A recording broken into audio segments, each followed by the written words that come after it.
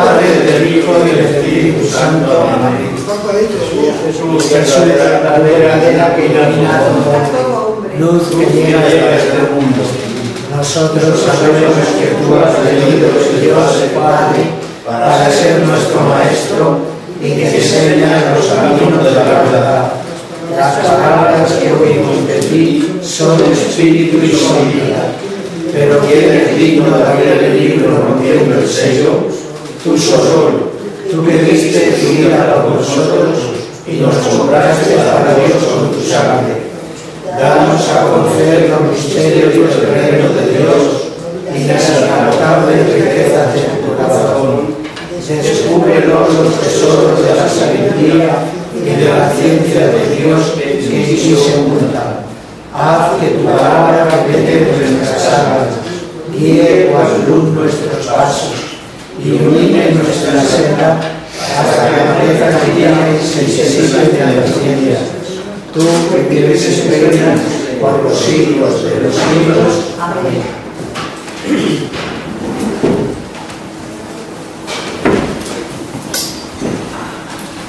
Bueno, empezamos el nuevo año y seguimos con el mismo curso. Feliz año nuevo a todos y vamos a continuar donde nos quedamos. Luis, hay que decir a todas también. Sí. Todos y a todas, ahora.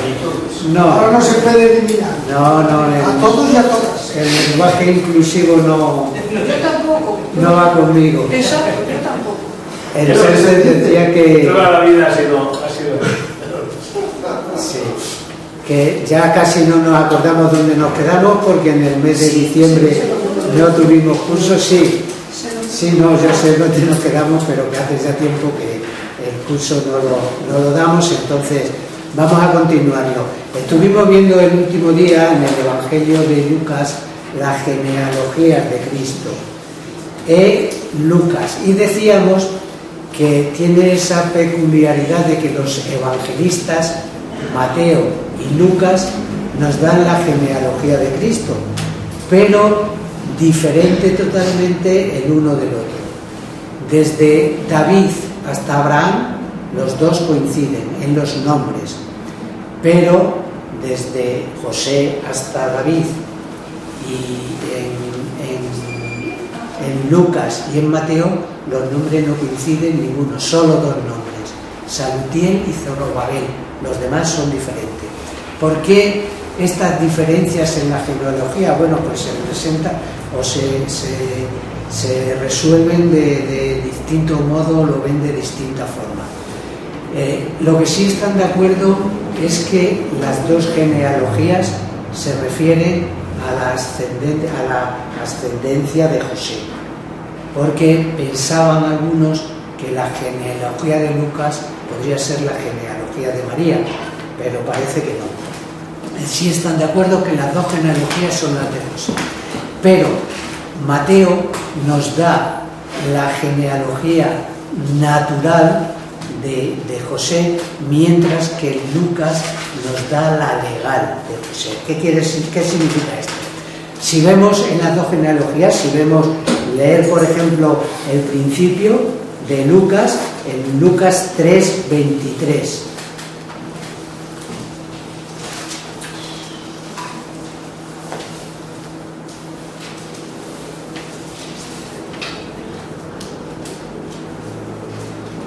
Lucas 3:23. Jesús, al comenzar, tenía unos 30 años y se tenía por hijo de José, de Elí. Hijo de Elí, era lo que quería ver. ¿Veis? Lucas nos presenta a Elí como el padre de José, mientras que Mateo, si vais a Mateo 1:1, nos presenta a Jacob como el padre de José. Entonces, ¿por qué esas diferencias? Jacob y Elí eran hermanos y Elí murió sin tener hijos.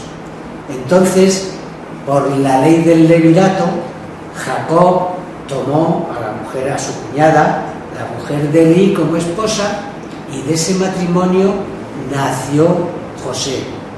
Con lo que el padre natural de José era Jacob, pero el padre legal era Elí. por la ley del levirato, y por eso uno sigue la genealogía de Jacob, padre de José, y Lucas la genealogía de Elí, padre de José, padre legal de José. Sin embargo, otra propuesta, y también con cierta lógica, nos dice que siendo las dos genealogías las de José, Mateo cita nombres célebres para darnos la descendencia davídica del Mesías, de Jesús, mientras que Lucas elige otros personajes familiares, otros familiares directos o colaterales, para darnos una línea más de universalidad. A propósito del propósito que tienen los dos evangelistas en su evangelio. Sabéis que Mateo, su evangelio es demostrar que Jesús es el Mesías y que desciende de David, mientras que el propósito de Lucas en su evangelio es que Jesús, hecho hombre, muere en la cruz para salvar a todos, una línea de universalidad, y bien pudieran ser esas, bien fuera una u otra. Es curioso que estas dos genealogías de Jesús se nos presenten en esa línea tan diferente. Vamos a seguir y empezamos ya el capítulo 4 del Evangelio de Lucas, y nos habla de las tentaciones de Cristo en el desierto. Leemos 4 del 1 al 13.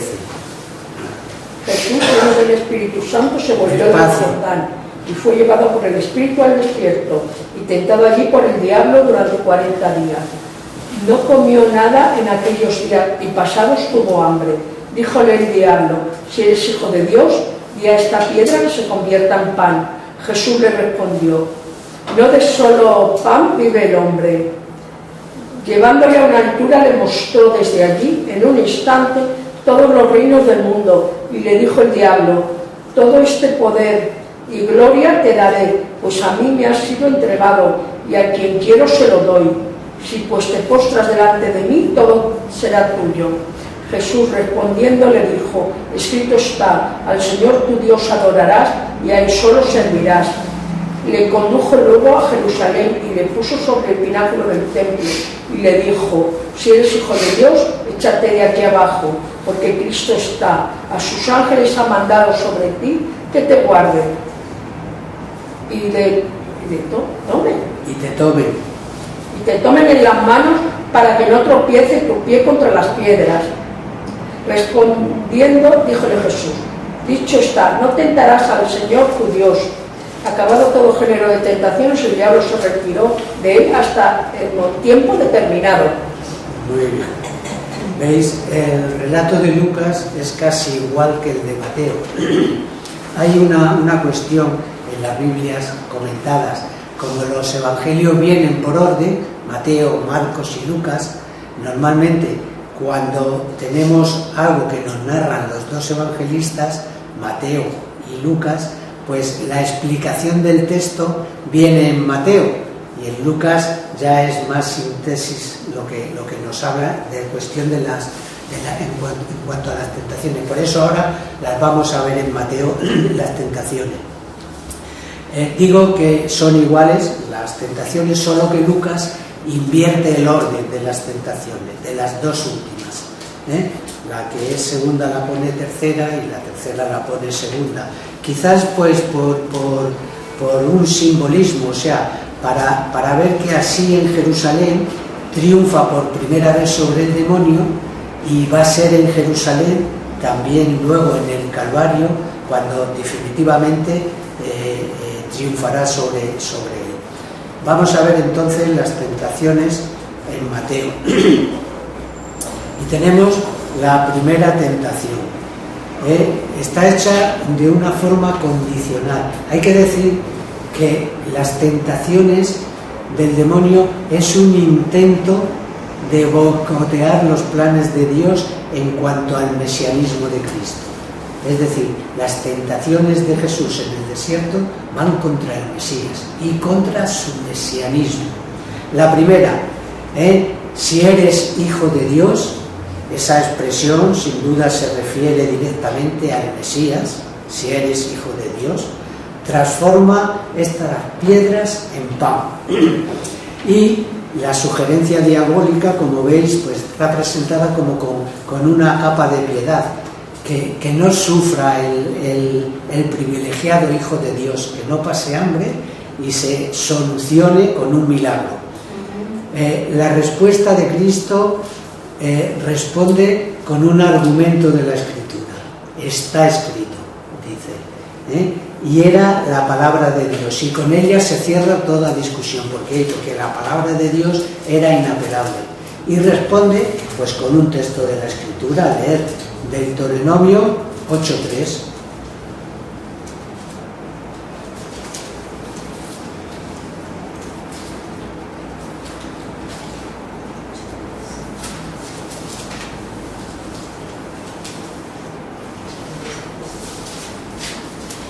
Te ha humillado y te ha hecho sentir hambre, para alimentarte luego con el maná, desconocido de tus mayores, para que aprendieras que no solo de pan vive el hombre, sino de todo lo que sale de la boca del Señor. No solo de pan vive el hombre, sino de todo lo que sale de la boca de Dios. ¿Cuál es el sentido de esta respuesta de Cristo? Pues es confiar en la omnipotencia de Dios, en función de otra vida superior.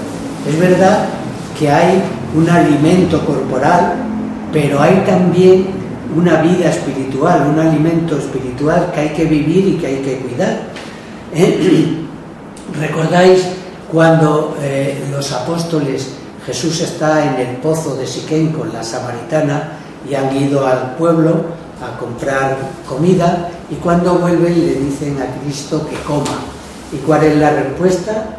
Mi alimento es hacer la voluntad del que me ha enviado.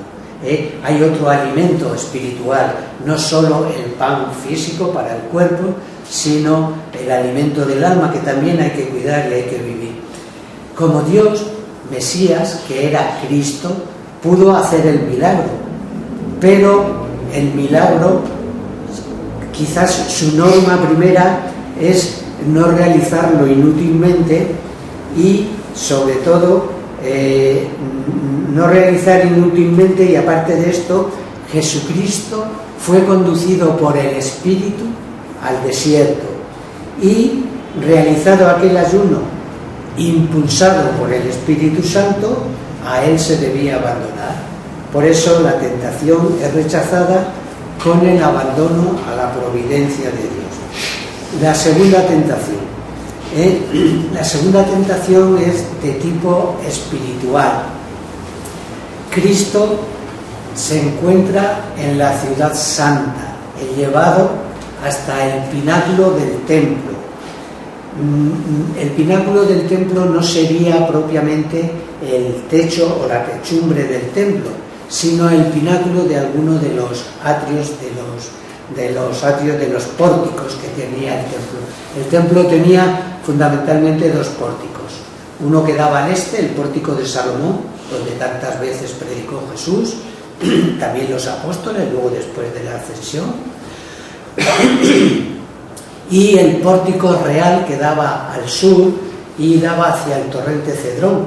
Y desde este pórtico, desde la techumbre de este pórtico, pues había como unos 180 metros desde el nivel hasta el torrente Cedrón. Es probablemente ahí, a esos pórticos, donde el diablo lleva a Jesús. Y una vez situado en el pináculo del templo, el diablo le propone. Pero fijaos qué listo es el diablo. En la primera tentación, Jesús le ha rebatido con las Escrituras. Pues ahora el diablo también le va a decir: mira, si eres hijo de Dios, échate abajo, porque escrito está. Y hace referencia a otro texto de la Escritura, el Salmo 91:11. En ellos te tomarán en sus manos para que no tropiece en una piedra. ¿Veis? Este salmo nos habla del solícito cuidado de Dios por los justos. La propuesta del diablo es que se tire desde el pináculo, pero no hacia el torrente Cedrón, sino hacia la explanada del templo. ¿Por qué? Porque, fijaos, la concepción rabínica que había sobre la aparición del Mesías, los rabinos pensaban que el Mesías aparecería sobre el techo del templo para anunciar a Israel que la redención había llegado. Por eso el diablo le lleva ahí, para que en esa circunstancia que se vivía, con esa expectación mesiánica que había, pues descendiera majestuoso lentamente a la explanada del templo, y así le aclamarían pues como un Mesías triunfante, que era lo que esperaban realmente los judíos de ese Mesías. Pero Cristo rechaza esta proposición con la escritura de nuevo y cita otro pasaje del Deuteronomio 6:16. No tentarás al Señor tu Dios. Leer Deuteronomio 6:16.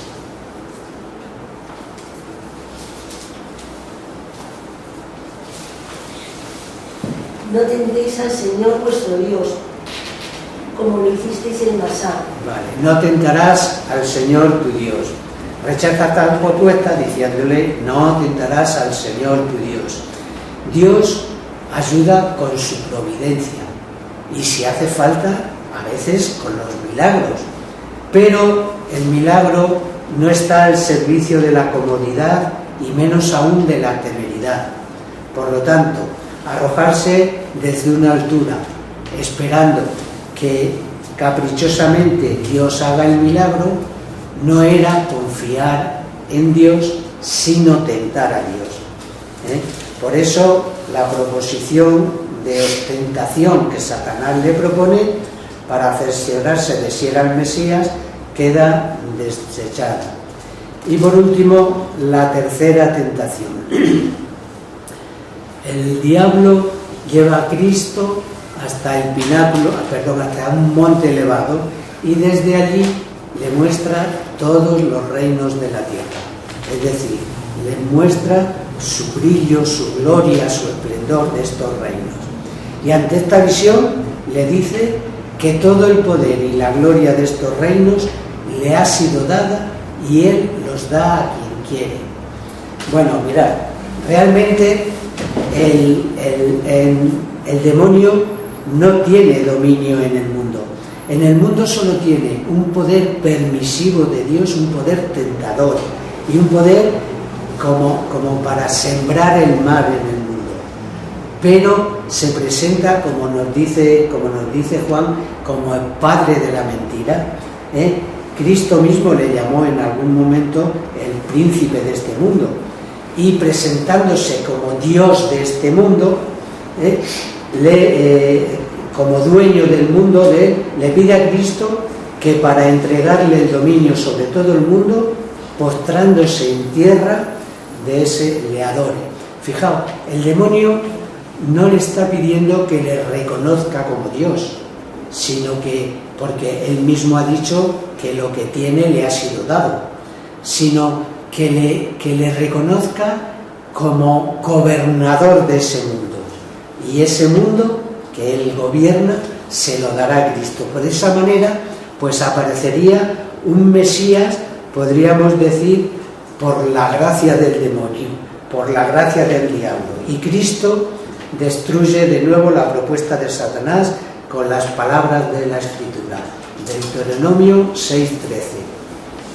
Es verdad que un poco acopladas a su propósito, Lucas cambia el no temerás al Señor temerás al Señor por adorarás al Señor tu Dios. Leer Deuteronomio 6:13. Teme a Yahvé tu Dios, sírvele a él y jura por su nombre. Teme al Señor tu Dios. Cambia teme por adorar. Solo adorarás al Señor tu Dios. Porque todo poder viene de Dios. El diablo no puede darle lo que no tiene. Solo a Dios se puede acatar. Solo a Dios se puede adorar como fuente y dador de todo poder. Y dice el texto que el diablo se retiró hasta una mejor ocasión. Bueno, todos parecen coincidir que durante la vida pública de Jesús el diablo no volvió a tentar, al menos directamente, a Cristo. Si es verdad que sí trató de obstruir ese mesianismo de Cristo, pues ¿cómo? Pues a través de los fariseos, a través de los saduceos, queriendo intimidarle con amenazas y acechanzas en su mesianismo, o cuando la turba también le quiso proclamar como rey después de la multiplicación, o con todos los que intervinieron en su pasión. Pero parece que cuando dice que el demonio se retiró hasta una mejor ocasión, esa mejor ocasión es el momento en Getsemaní. ¿Recordáis? Creo que lo comentábamos cuando dábamos la charla de la pasión, cómo en Getsemaní es cuando Dios permite que el diablo vuelque todo su odio en la naturaleza humana de Jesucristo y allí sufra hasta el punto de sudar sangre. Bueno, quizás ese sea el momento en que dice que el diablo se retiró hasta una mejor ocasión. Y dice el texto que al desaparecer el demonio, los ángeles vinieron y le sirvieron. Fijaos, la propuesta que había hecho el diablo de hacer el milagro de convertir las piedras en pan, tuvo por respuesta de Cristo el abandono a la providencia de Dios, como habíamos dicho, a la providencia divina. Y así el Padre le responde ahora con el milagro que él no quiso realizar. Vamos a ver entonces, ya sintetizando, las tres tentaciones que decíamos que van contra el mesianismo de Cristo. La primera tentación, contra el mesianismo del sufrimiento de Cristo, se le propone un mesianismo fácil de remediar el hambre apelando al milagro. En la segunda tentación, contra el mesianismo oculto y humillado, se le propone en la segunda tentación el mesianismo exhibicionista y de aclamación. Y contra el mesianismo del dominio universal espiritual se le propone el mesianismo temporal y político sobre el mundo. Con lo cual no es otra cosa que boicotear, como decíamos, y desorientar y hacer fracasar, si fuera posible, el plan mesiánico de Dios y con ello al mismo Mesías. Pues vistas las tentaciones,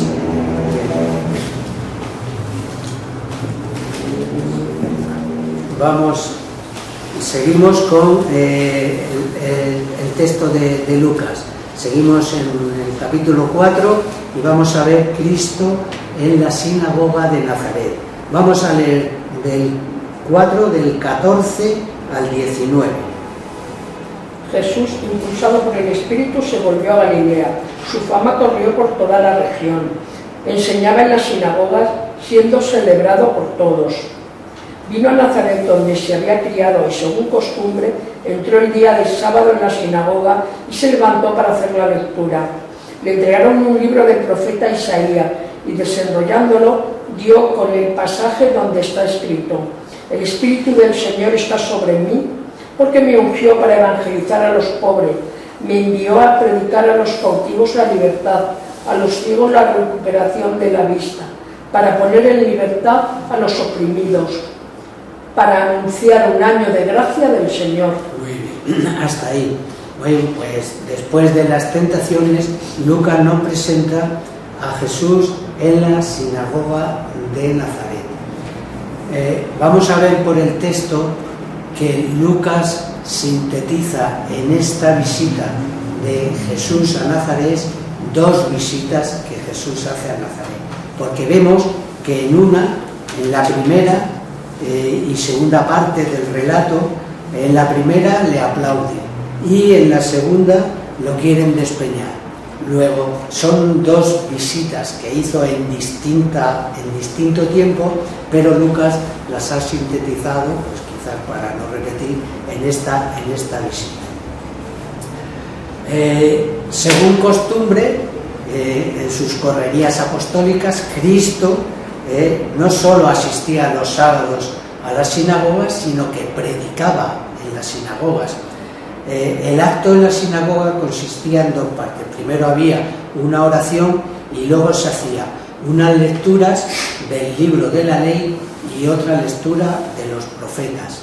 Y era, lógicamente, el jefe de la sinagoga el que, o bien él hacía las lecturas y las explicaciones, o nombraba a uno que consideraba que estaba preparado para que hiciera las lecturas y las explicaciones a las lecturas. Bueno, pues ese sábado Cristo es invitado a hacer la lectura y la explicación de la lectura, y le dan el libro de Isaías, y por indicación previa o por deliberada intención lee el pasaje de Isaías, que es Isaías 61, 1 y siguiente. No leemos, porque ya hemos leído el texto, que es desarrollando, hoy se cumple esta escritura que acabáis de oír. No, el Espíritu del Señor estaba sobre mí porque me ungió para evangelizar a los pobres, me envió a predicar a los cautivos la libertad, a los ciegos la recuperación de la vista, para poner en libertad a los oprimidos y para anunciar un año de gracia del Señor. El sentido literal de este texto de Isaías es el de un profeta que anuncia a Israel una serie de beneficios. Pero el significado de esta expresión en Isaías, en forma un tanto metafórica, con ello quiere expresar una era de todo tipo de bendiciones a Israel. Y se sintetiza con esa última frase, un año para anunciar un año de gracia del Señor, y se expresa con ello pues todo el periodo de bendiciones que se inaugura con Cristo, con el Mesías.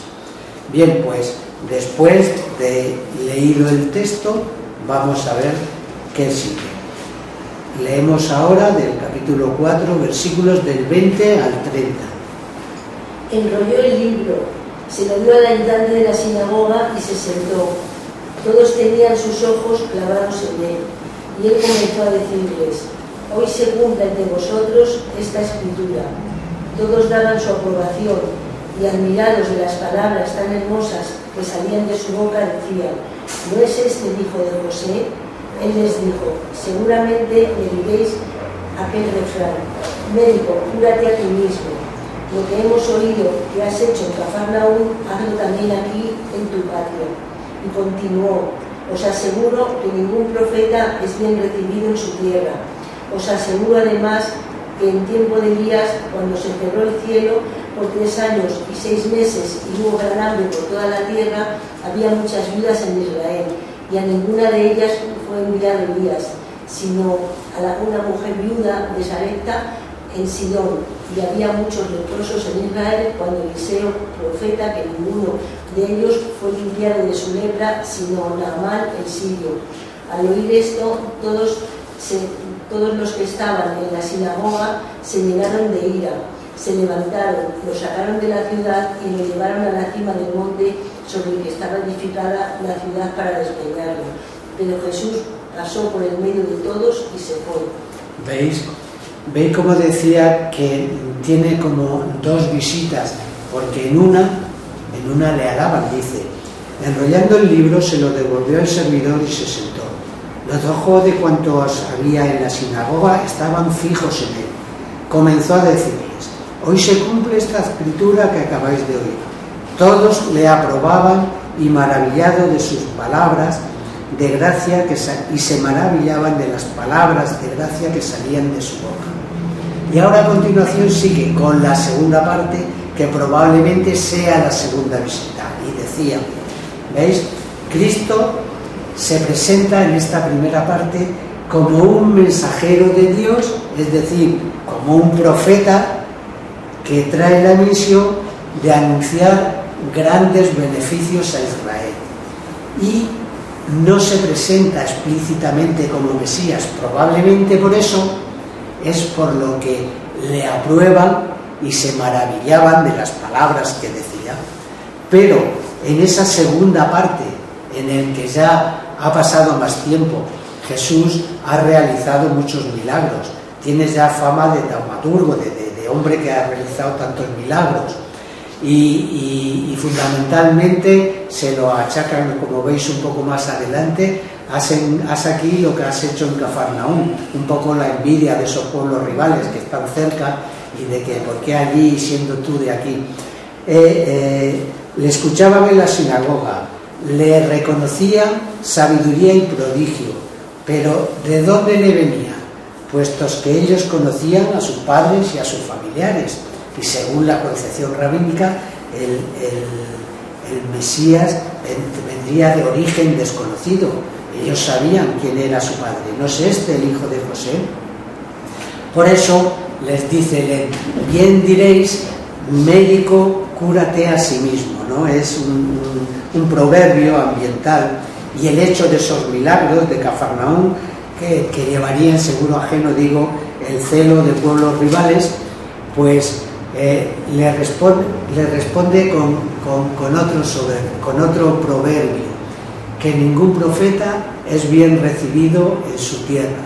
Y fijaos, para demostrarle, para notificarle el porqué de esto, les dice, mirad, el profeta obra en nombre de Dios los prodigios, pero sin que esté sujeto a las exigencias de los hombres.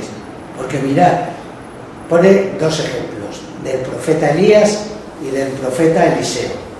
Dice, muchas viudas había en Israel, y era una época de un hambre terrible, y había hambre por todas partes.